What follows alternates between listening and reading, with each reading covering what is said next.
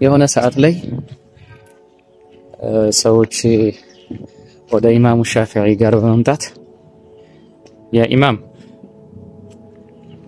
ወደ ቅርብ ወደ ሆነ ነገር አመላክቱን እስኪ ብለው ጠየቋቸው።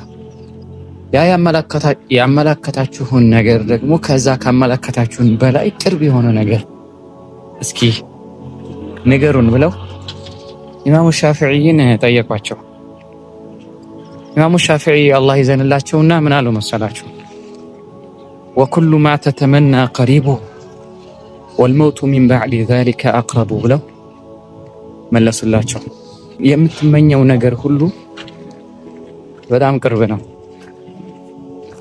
ሁሉም ነገር ምናልባት አሁን ላይ የተመኘህበት ቦታ ላይ ደርሰህ ምናልባት ሌላ ምኞት ላይ ደግሞ እየቀጠልክ ሊሆን ይችላል፣ ወይም ደግሞ አልደረስክ ሊሆን ይችላል። ግን ሁሉም የምትመኘው ነገር ቅርብ ነው አሉ ኢማሙ ሻፊዒ። ነገር ግን ከምትመኘው ነገር በላይ ደግሞ ወደ አንተ ሞት የቀረበ ነው ብለው መለሱላቸው።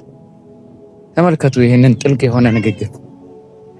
እያንዳንዳችን ምናልባት የምንፈልገው ቦታ ላይ ከፊሎቻችን ደርሰን ሊሆን ይችላል። ከፊሎቻችን ምናልባት ደርሰንም ሌላ ምኞት ላይ ሆነን ይሆናል። ግን በየትኛውም የህይወት ዘርፍና በየትኛውም የህይወት ደረጃ ላይ ሞትን ማስታወስ ትልቁ ጥበብ ነው። ምናልባት ራሳችንን ካጣን፣ በምቾት ዓለም ላይ ካጣን ሞት ያው ማስታወሱ ትልቅ ነገር ነው።